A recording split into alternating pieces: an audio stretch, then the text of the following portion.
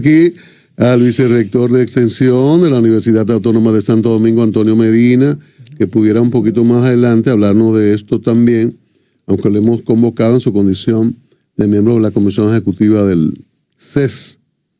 El CES es el Consejo Económico y Social, donde se discuten las reformas planteadas y agregadas, algunas planteadas inicialmente por el presidente Luis Abinader. Entonces, el profesor Antonio Medina, viejo camarada, es representante de la UAS, el sector social en estos encuentros. Con él vamos a hablar de lo ocurrido ayer y las decisiones que se han adoptado allí para la definición de un diálogo que va a durar un tiempito, que no debemos, como decía aquel procurador, no os desesperéis. Profesor Medina, buenos días, bienvenido a la Super 7 de la mañana. Buenos días a todos y todas. Para mí es un placer estar con ustedes en este programa que yo escucho también todas las mañanas. Muy un honor para nosotros. ¿Usted tiene amigos aquí? Absolutamente. Viejo camarada. Viejo camarada. Sí, tú dijiste viejo camarada, yo asumí que... Unerista. Fragüero, Unerista. Línea Roja, Ay, Dios mío. Bueno. Iba a sacar un martillo y una onza y una cosa. Aquello tiempo de la UPA. Profesor Medina,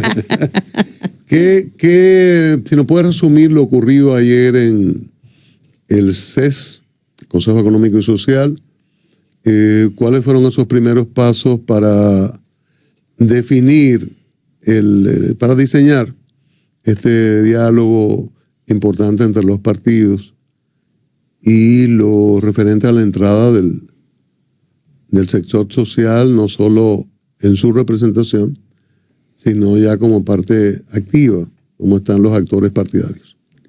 Muy bien.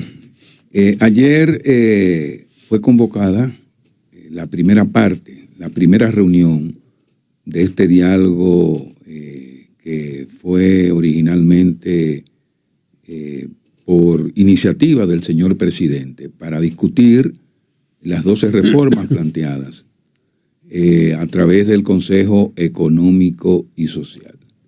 El CES, que tiene una comisión ejecutiva, convocó a los 12 partidos que tienen representación congresional.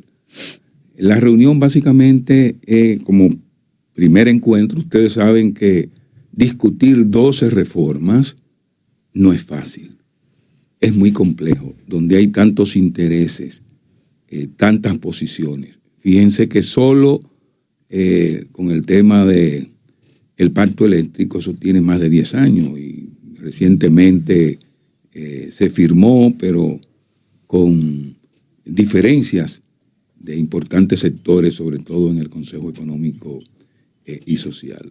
Fíjense lo que ocurrió o lo que está pasando con el Código Penal y así con otras reformas.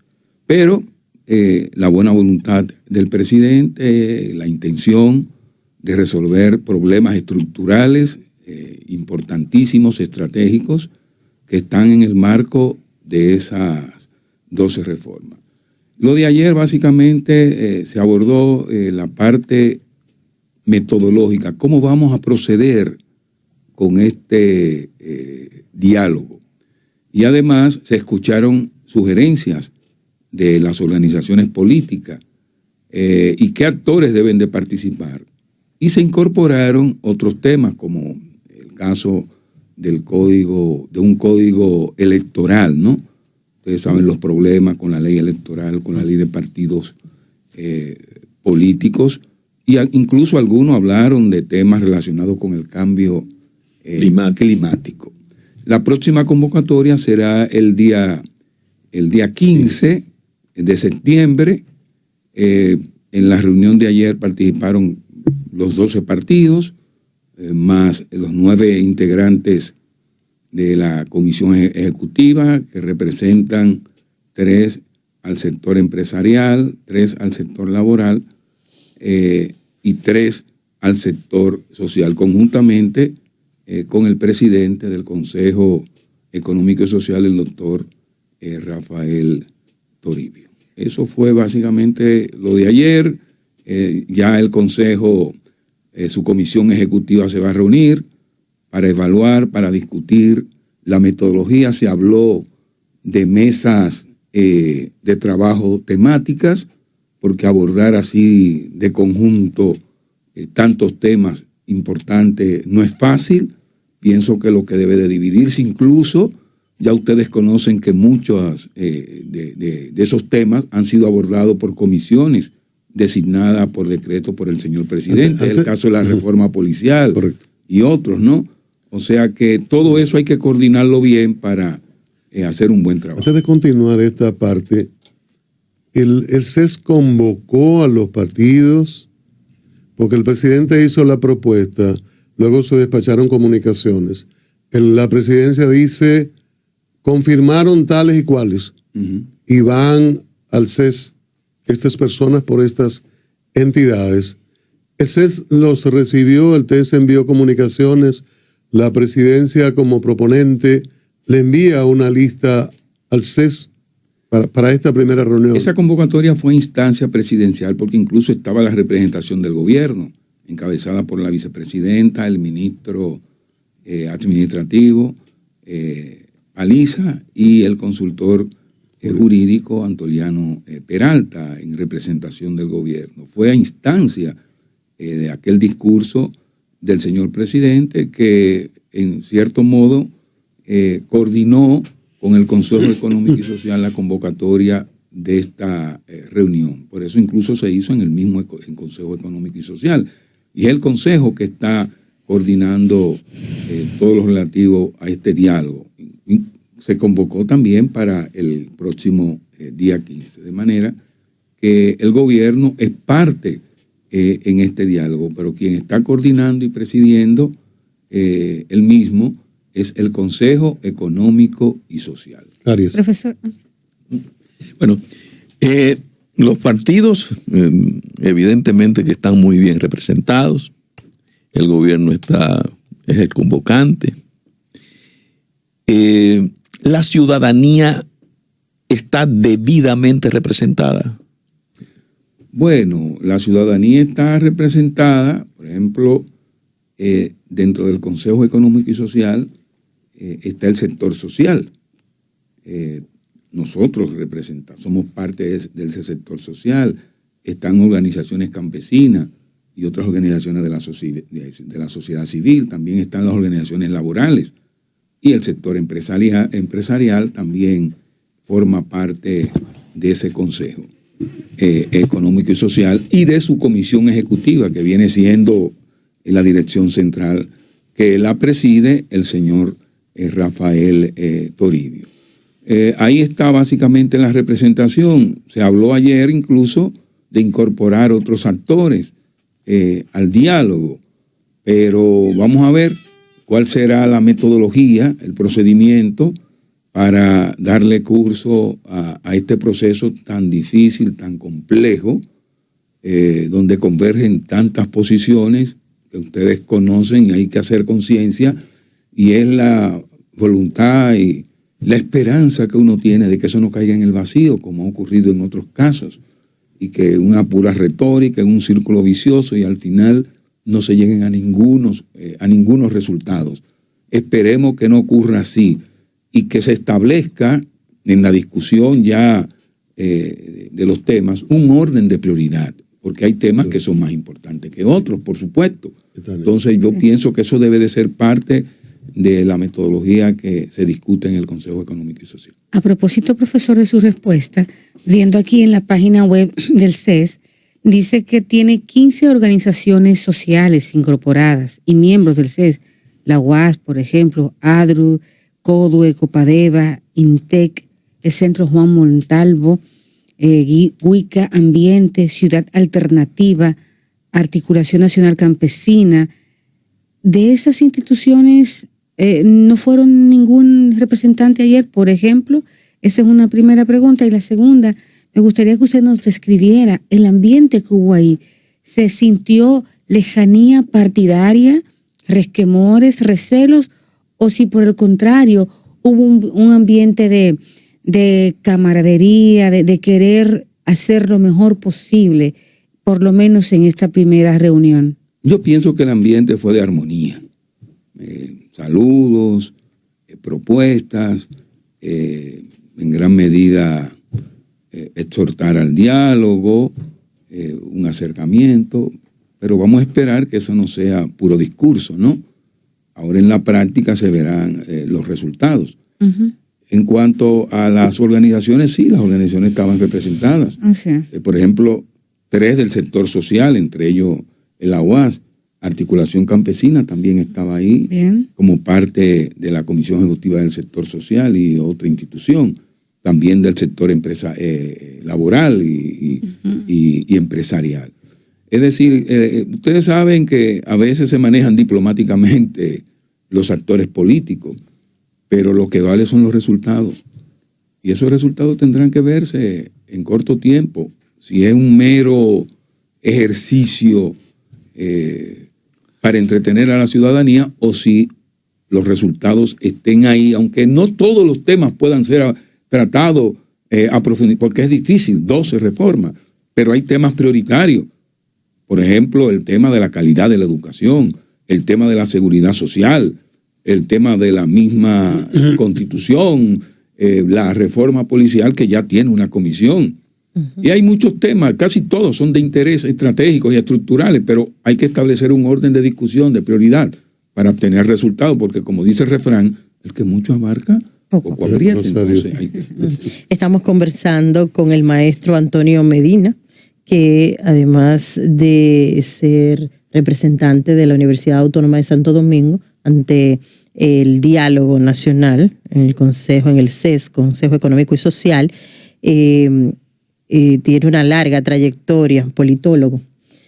Maestro, ¿usted no cree que, por ejemplo, la situación de la modificación a la Constitución y lo que concierne a el capítulo de habilitación para, por ejemplo, en el caso de Danilo Medina, pudiera ser una mina, una bombita de tiempo a este diálogo que todos entendemos que hay puntos que son importantes que se estén viendo y esto pueda obstruir?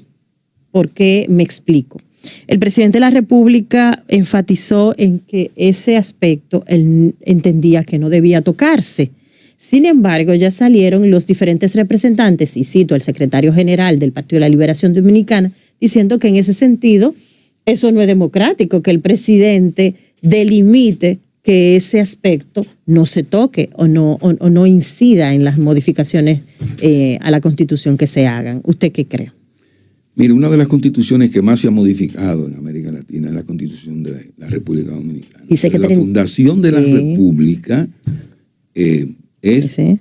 son modificaciones tras modificaciones, casi siempre debido a crisis coyunturales y básicamente intereses personales, por los intereses de los sectores dominantes en una coyuntura determinada. Y casi siempre tocando el tema presidencial, el tema de la reelección, que ese ha sido el tema neurálgico. Fíjense que de las últimas modificaciones, fuera de la Constitución del 2010, que es una constitución, es una nueva constitución, es una constitución que marcó un antes y un después, porque tenemos que reconocer los méritos de esa constitución. Pero después se modificó para habilitar a presidentes, para el tema de la reelección, y yo pienso que ese es un tema que no se debe de tocar. La del 2010 también. La del 2010 también, pero la del 2010... A pesar del consenso. Que había que no. A pesar del consenso, pero además los aportes que ha hecho esa constitución son inconmensurables. Sí, claro. Independientemente de algunas fallas que pueda tener, que son, digamos, posibles de reformar. Porque, por ejemplo, el tema de la independencia del Ministerio Público. Yo estoy de acuerdo y escuché a Cristian y a Bartolomé hablando de eso, de que debe de crearse un Ministerio de Justicia, porque hay roles, hay que separar los roles. lo que es el rol de persecución, de la persecución criminal a cargo de un fiscal, de un ministerio público independiente designado por un mecanismo que se establezca. Diferenciarlo de lo que es la administración, por ejemplo, de las cárceles, la parte administrativa, del sistema de justicia, que eso puede hacerlo, como en otros países, un ministerio de justicia. Pero además entiendo que la Constitución, la composición del Consejo Nacional de la Magistratura hay que democratizarla. Porque si ustedes analizan, perfecto, le vamos a dar atribuciones a ese consejo para que escoja a ese ministerio público, a ese fiscal general del país. Pero ¿quiénes están representados ahí? Son los mismos sectores que tienen el control político. Entonces yo pienso que hay que incorporar, porque en la versión original de ese consejo se tenía pensado, incluso se planteó inicialmente, que las academias estuvieran presentes, la sociedad civil, el mismo colegio de abogados, para darle más amplitud, pero hoy el sector que esté arriba tiene el control prácticamente de ese consejo y las designaciones, independientemente de lo positiva, de lo buena que puedan ser, como en muchos casos de lo que ha ocurrido recientemente, pero en el fondo la independencia es limitada.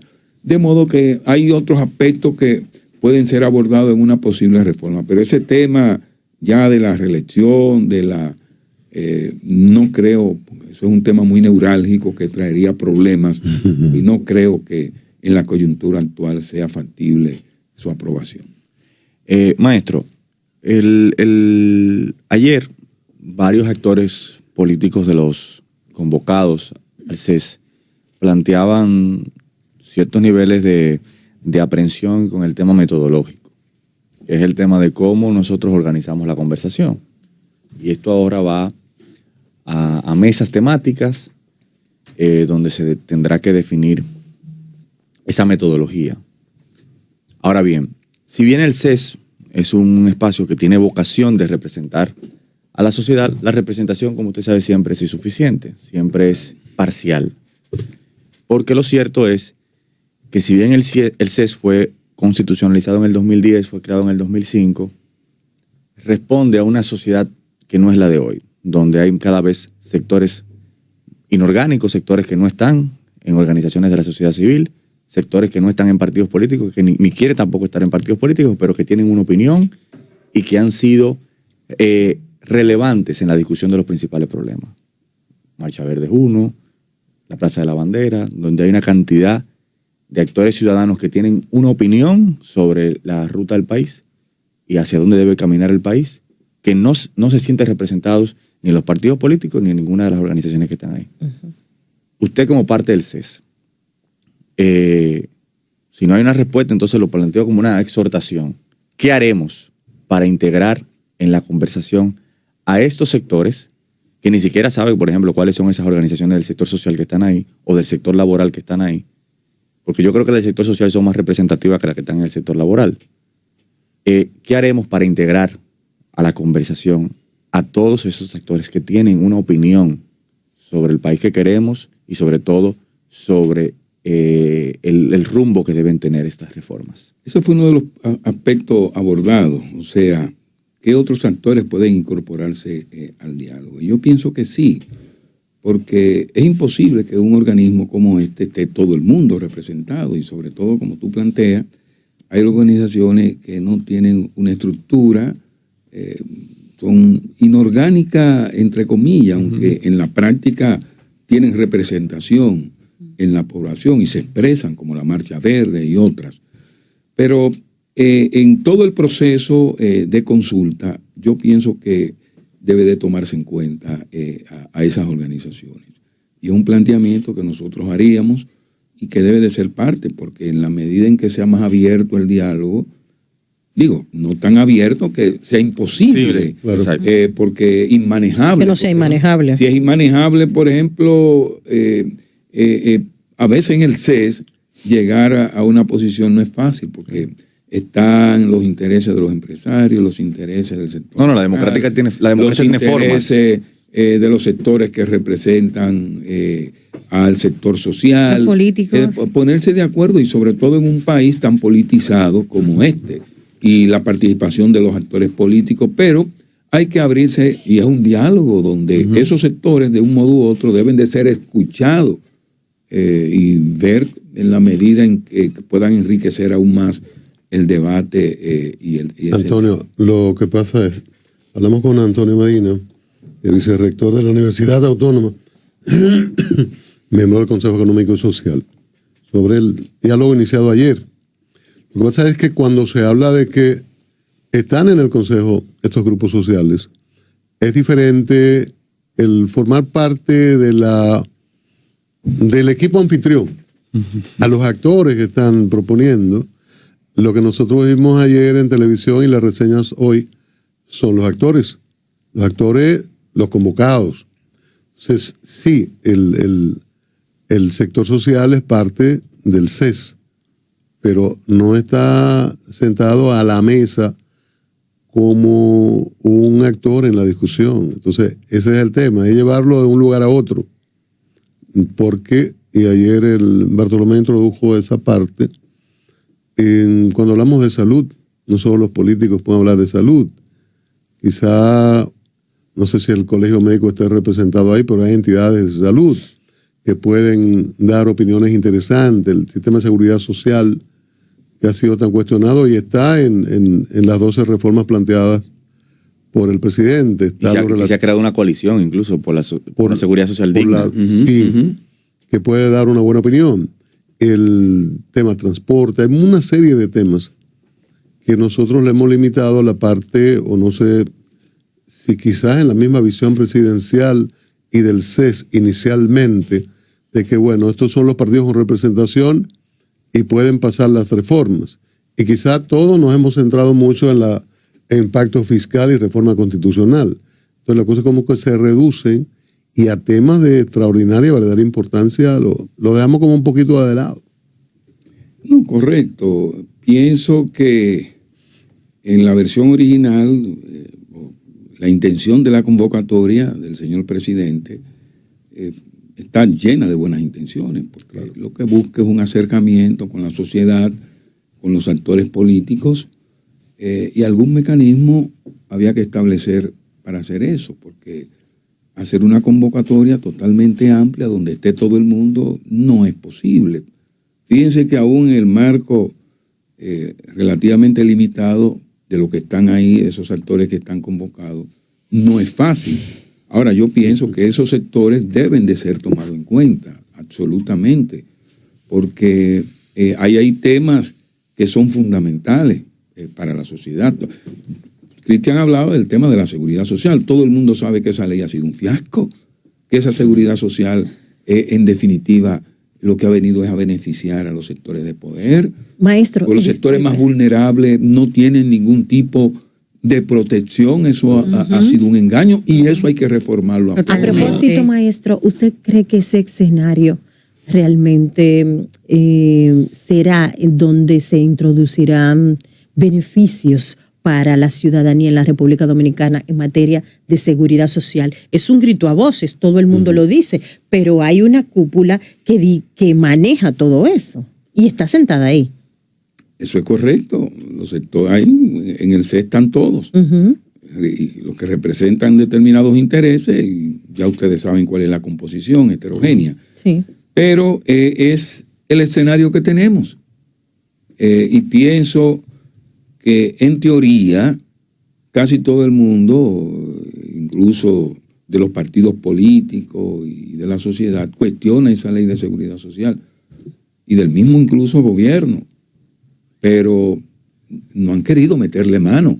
¿Sí? No han querido, porque una persona, por ejemplo, puede durar, bueno, en su pensión, acumulando cientos, millones a veces pero cuando se va, ya que no puede trabajar, que está enfermo, lo que le dan es una pírrica suma, señores.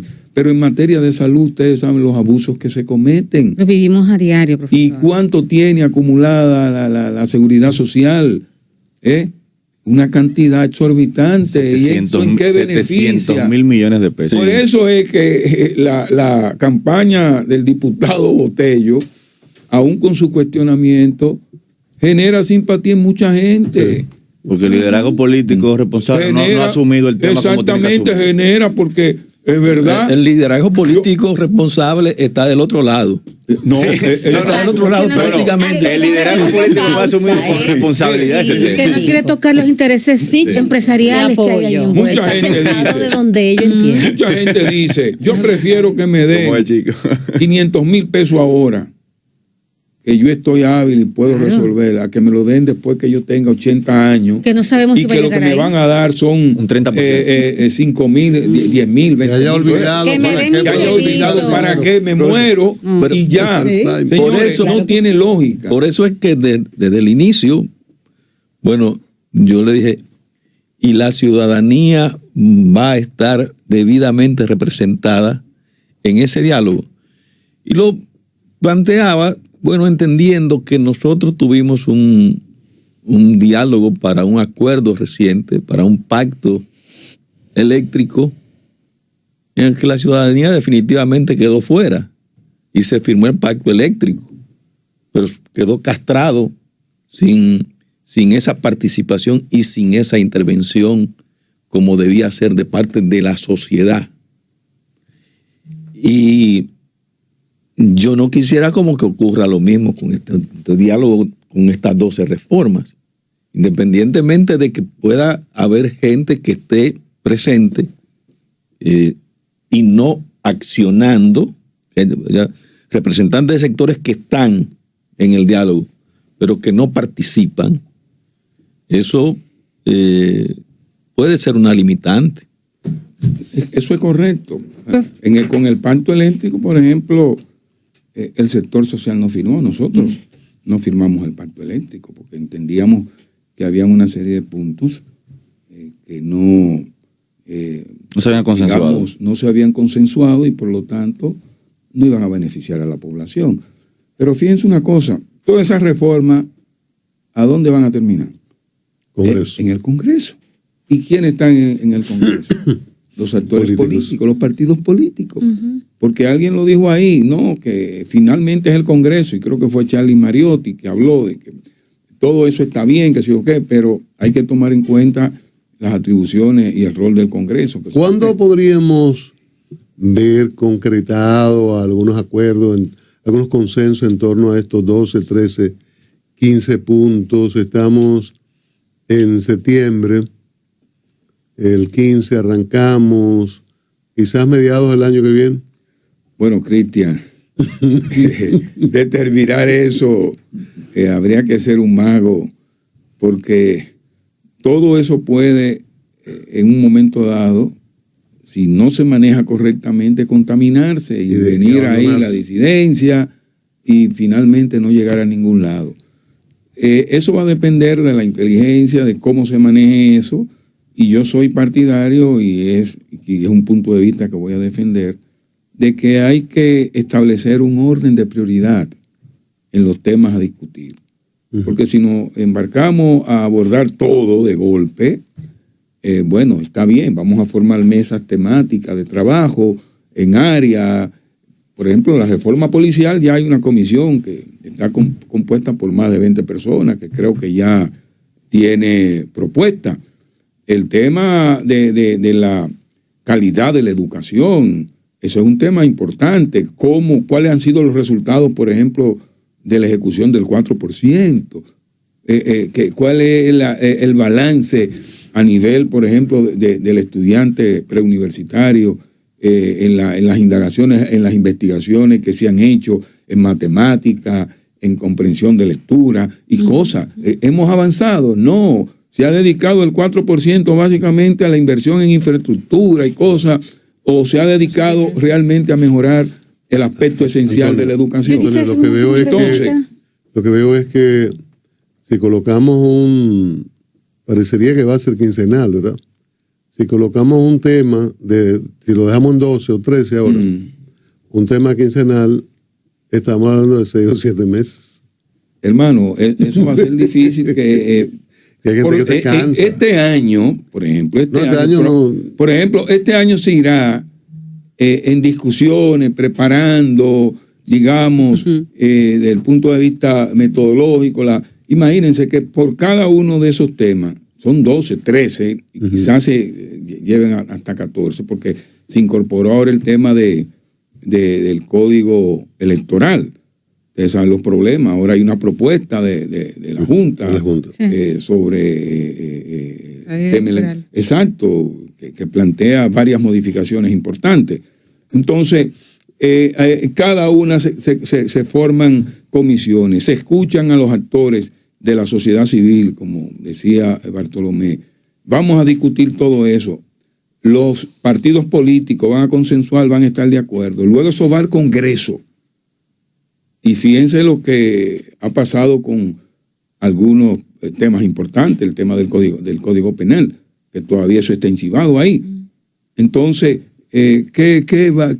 ¿cuáles son? Vamos a ser optimistas, vamos a tener una buena expectativa y esperar que eso, como dije al principio, no ocurra con otros diálogos y quede en el vacío, porque realmente al final es la población que tiene la urgencia de esas reformas, que son reformas estructurales, son temas estratégicos, pero ustedes saben que todo se contamina y al final los resultados no se sienten. Finalmente, profesor, y tomando en cuenta su experiencia en el ámbito social y de las vivencias que parten de estar en la UAS tanto tiempo, y que usted también fue un dirigente activo en situaciones sociales.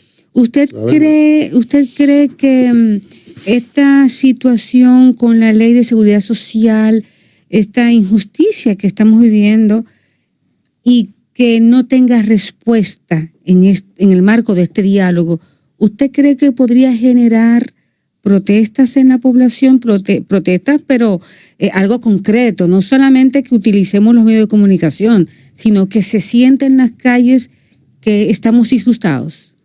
Bueno, tenemos que ver la situación de lo que ha ocurrido en otros países.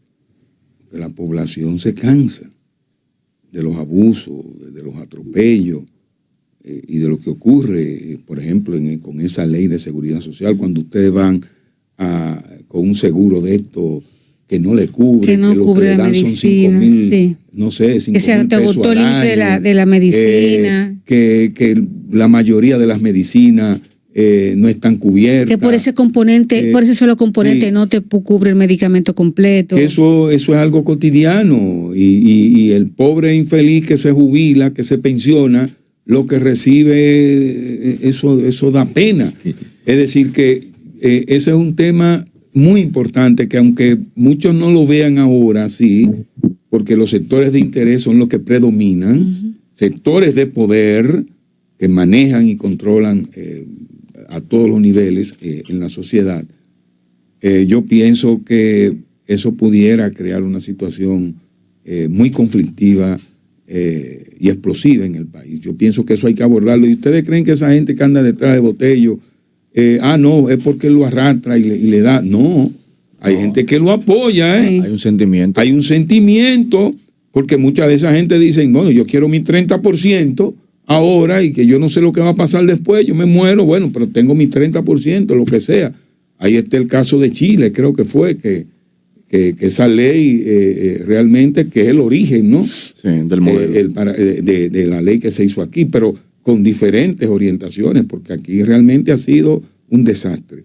De modo que yo creo que hay que hacer conciencia y yo pienso que los actores políticos, todos los ciudadanos y ciudadanas, estamos comprometidos porque, en definitiva, el interés de la nación debe de estar por encima de esos intereses particulares. Bueno, cuando yo hablaba de tiempo, gracias Antonio Medina, cuando yo hablaba de tiempo, un comentarito final, es porque desde los mismos medios es probable que en un mes o menos estemos diciendo año 2022, decimosegunda ronda del diálogo convocado en el CES. Y nosotros mismos estemos diciendo que están hablando y no llegan a ningún lugar. sabiéndose que si estamos hablando de 12 temas, eso toma meses, si es un trabajo serio, para luego mandarlo al Congreso. Pero sería bueno que cuando anuncien esa metodología y cómo se van a trabajar 12, 14 temas, 15, se hable de eso y se tenga a la gente pendiente de esto, porque en semanas, desde los medios se va a decir mucho bla, bla, bla y no llegan a soluciones. Cuando se sabe o se debe saber, al menos desde los medios de comunicación, de que algo serio dura mucho y muchos meses en mi lógica, en mi visión. Así es, Cristian, y ustedes saben que aquí una situación tapa la otra y viene otro Exacto. problema, y en la medida en que se acerque las elecciones, ya ustedes saben que todo se hace en función de eso y lo contamina, y vamos a ver, porque no es fácil abordar 12 temas, 13, 14 temas como lo que se han planteado. Bueno, las gracias, Antonio Medina.